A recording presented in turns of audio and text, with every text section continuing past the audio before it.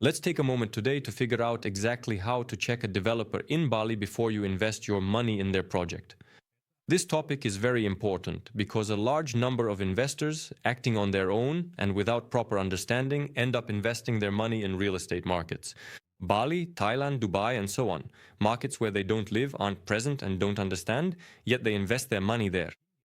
Without understanding and without a professional broker, they end up losing their money, freezing their funds, or their investments yield insufficient results. This happens because people often buy based on pretty pictures without digging deeper. And to protect you from this, today we'll discuss how to check a project and a developer before investing your money. Let's get started.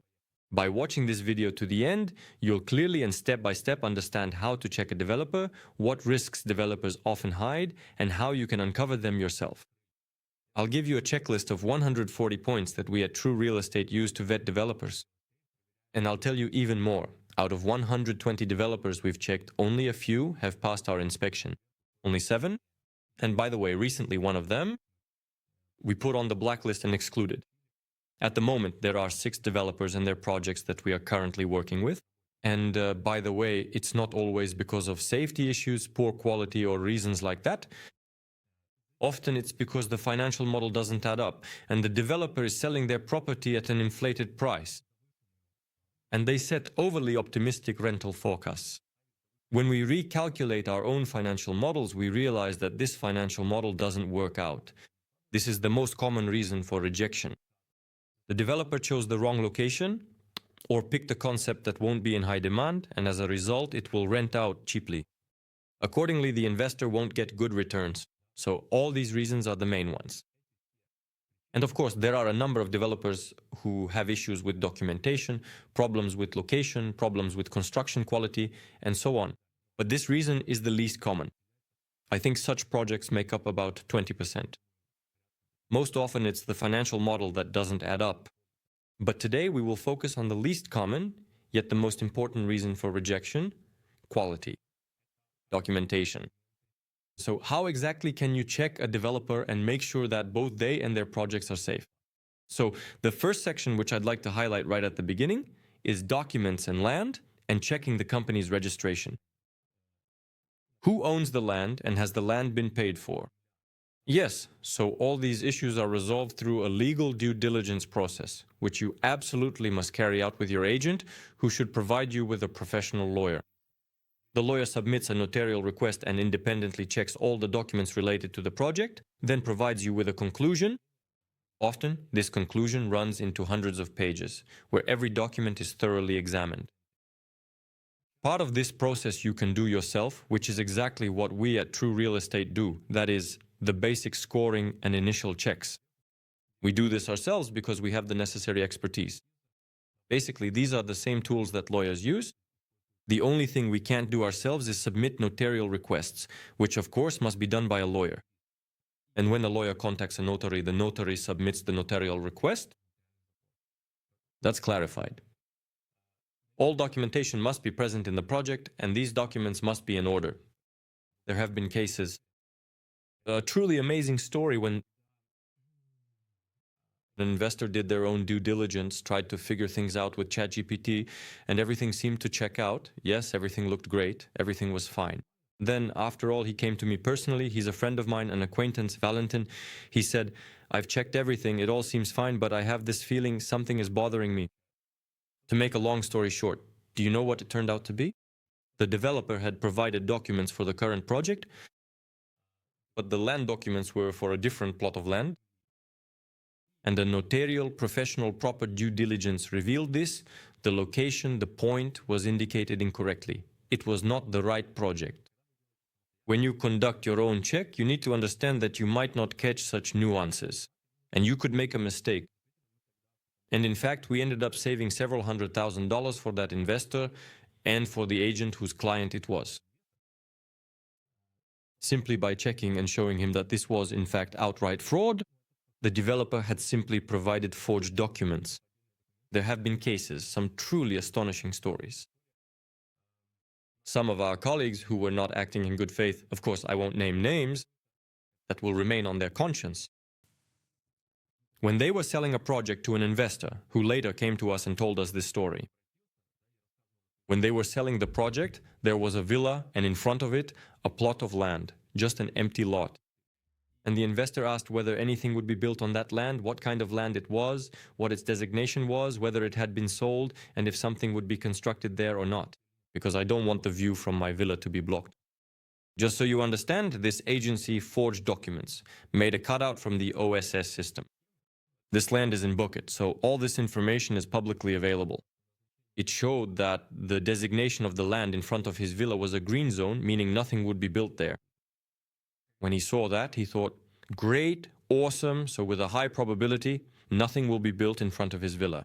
When he consulted a lawyer and the lawyer did a full check, it turned out that the land there, I don't remember exactly, it was either pink or orange, I think it was pink land. That construction could take place on that land. So in fact, they forged the documents. Accordingly, you need to, trust but verify. You should only trust the lawyer and the notary who provides the official report. Because when he puts his stamp on it that he gave you the report, he is already taking responsibility for it. You understand, right? That's why the first block is the documents. And of course, a basic check you can even simply read through the contract yourself with ChatGPT on your own or with your agent. So you can familiarize yourself with the basic level. But still, I always recommend consulting a lawyer before finalizing the deal so that they can professionally and independently review it. And most importantly, provide you with their official opinion, for which they will now be responsible. Liability. Because if they deceive you and provide incorrect information in the report, you can hold them accountable. Just something to keep in mind.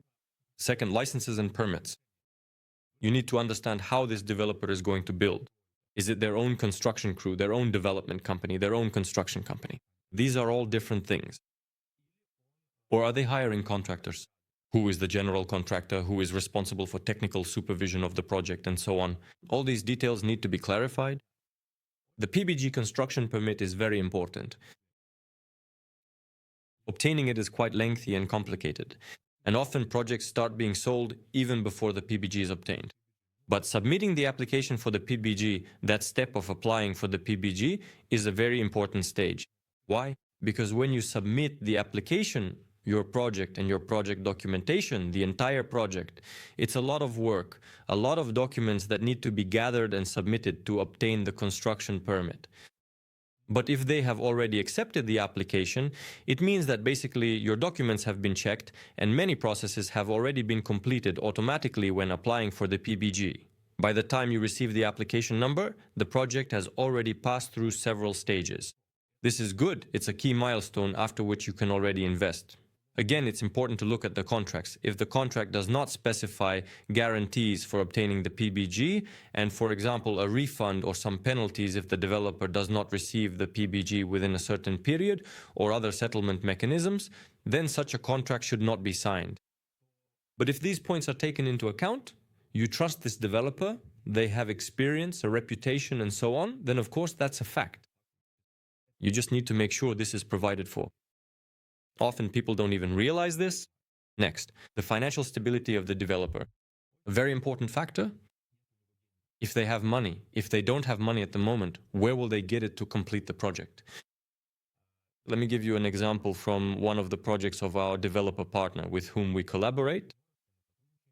When they started a new project and brought us in to create and produce it, we were essentially packaging this product and preparing it for market launch from a marketing perspective. There was one point which became fundamental.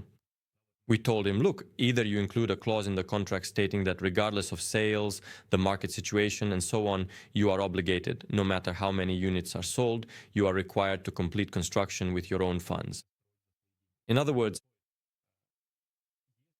if he doesn't have the money at the moment, or if the developer is relying solely on sales, he doesn't own the land yet, the land hasn't been purchased, but it can be bought on an installment plan. You pay 20% for the land, create renderings, prepare the project documentation, spend $100,000, and that's it. You can basically start selling already. You're counting on sales, and with those sales, you'll fund the construction. This is a bad situation if the developer doesn't have any more money. We know real cases where developers started their project with $120,000 of their own money. If I remember correctly, they told me this figure, $120,000. Then they would build with investors' money, then start a second project, sell it, not build, but create and sell it. Before even starting construction, they would already be creating a third project and transferring money from one to another in order to build the first one. And this situation is very dangerous. This doesn't mean that It doesn't mean they're scammers. It doesn't mean they won't succeed. It doesn't mean they'll definitely go bankrupt. It doesn't mean that, but there is a high probability that problems could arise. In other words, it's a big risk. The question is, are you ready to take on that risk or not? Accordingly, the financial stability of developers. When a developer says, listen, in the contract, I'm ready to include a clause stating that if there are no sales, I will complete the construction with my own money, and all the remaining units I will keep for myself. This is a very strong clause, and sometimes there's even a guarantee up to a refund, meaning if he doesn't do it, he will return the money to the investors. The fourth point is experience and reputation. Pay attention to what this developer has built, when he built it, where he built it, and what his background is. In our world, in the digital age, it's very hard to hide. Even if a person had some misdeeds or issues on another continent, it's very easy for that to come to light. Study the history. Look at what and where this developer has built, how he treated his previous investors and previous projects. This is very important. Again, in Bali, even if it's his first time, his first project in Bali, who is his general contractor? Who will be pouring the concrete? Who will be doing the finishing work? Look closely at his contractors. What kind of team is he assembling? Because even if he's doing it for the first time, we really have such cases. Developers entered the market for the first time, but they strengthened themselves with such a powerful, strong team that they delivered excellent projects. This can also happen when a developer is doing their first project. But look more closely and deeper. Who is building? Who are his partners? Who are his contractors? Next is the quality of construction. It is absolutely necessary to conduct a technical audit.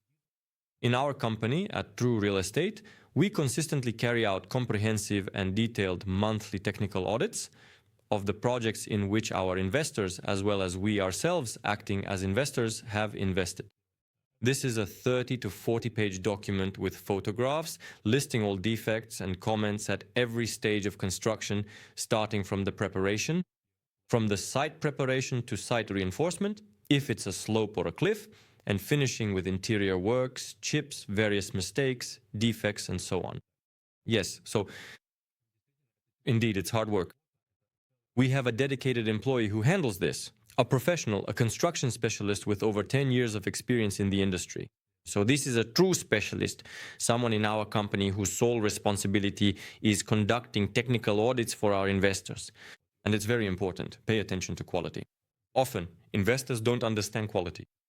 Consult with professionals. This service is automatically included in our offerings. Moreover, as you know, the investor doesn't pay the agency commission, the developer settles with the agency. And the commission is automatically included in the purchase price. Moreover, whether you buy directly from the developer or through an agency, the price will be the same for you. Why? Because the developer has to pay either their own managers or the agency. It's the same amount of money. That's why there's such a rule in the market. And in fact, many people follow it. Even if you go directly to the developer, you'll get the same price. Only with an agency, you get more services and benefits. You'll get much more, because if you give your money directly to the developer, you and they are always on opposite sides. Why? Because for the developer, it's important to save money quickly and smooth things over. Your task is to do what? In other words, you're in conflict. There's a conflict of interest. But the agency always protects the investor's side, and we really do provide truthful information. Of course, we are friendly and have good relations with the developer, but our client is the investor. And we protect the interests of the investor. And we reveal the whole truth. Where the developer might try to hide something or not show it because it's not in their interest, we will definitely point it out. The project's financial model must add up. What does it mean, must add up? These are the forecasts you indicate in the financial models, the daily rate, occupancy, and so on. They must be based on the market, not just because the developer pulled them out of thin air. You can't imagine how many presentations we've reviewed.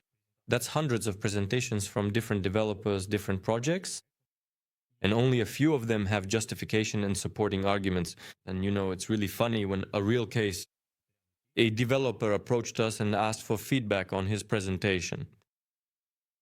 I look at it, and it's a 5-star hotel, by the way, with an actual star, with licensing. It's an expensive project, but he's showing me forecasts for daily rentals. And in his references, the ones he cites to justify his daily rate, he shows 4 seasons. I said, my friend, forgive me, but 4 seasons. 20 hectares of incredible jungle. It's beautiful. Just an amazing hotel, an incredible property. And how can you even compare yourself when, first of all, you're not a chain, you have your own private label project. Secondly, you don't have anything close to that kind of infrastructure or land. That land costs an unbelievable amount of money. You just don't have any of that. How can you even try to compare yourself? So the justification for financial models and what your financial models are based on is very important. So pay attention to that. Always ask the developer or your agent. Ask them, my friend, tell me, you say it's dollars per night with 80% occupancy. What are these calculations based on if he's going to show the market median average? For example, our RDN or some other service shows that the market is growing by 10% per year. He'll show you that apartments in this area are being rented out, and he'll present you with some kind of average statistics. Just stop right there, because you need to have several properties. By several, I mean about 10 properties in that area that are comparable to yours in terms of concept and location. You can't compare a hotel on the first coastline with a hotel that's 10 minutes from the ocean. Makes sense, right? So you need to check comparable competing properties, not just 1 or 2 that are super successful, but a substantial number.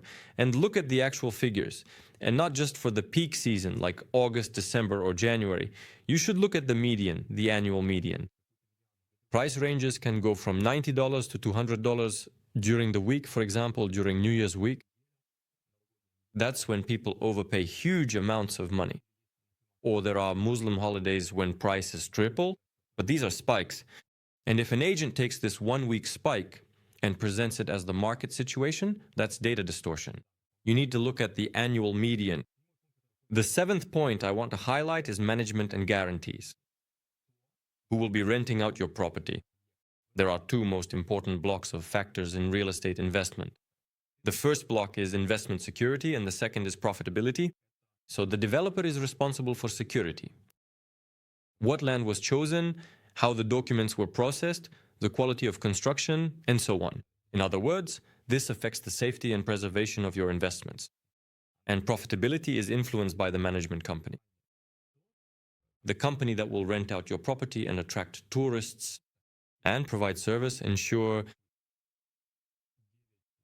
a 9.0 rating on booking.com and so on. In other words, it's about who will ultimately be bringing in tourists, because your ROI will depend on the occupancy rate and the daily rental price. That's why you should always pay attention to the strategies of management companies. This is truly unique because we work with a huge number of management companies. We've checked almost all of them in terms of their forecasts, adequacy, management methods, strategies, and so on. And I'll tell you, very few of them actually understand what's happening in the market. Most of them operate by just taking a shot in the dark. That is, they create financial models like I told you 2 minutes ago. As I mentioned, they use the market median. For example, in Changura, there the average price of apartments is such and such. So ours will be about the same. That's not right, because there are apartments for $50 in a guest house and there are apartments for $200. The median average there might show you $125, but that doesn't work for us. We need a lot more details. And it's extremely rare,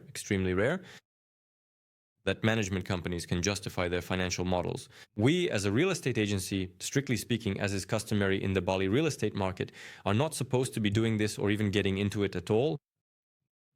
Often, real estate agencies in Bali are just people who took the developer's presentation and sold it beautifully and professionally.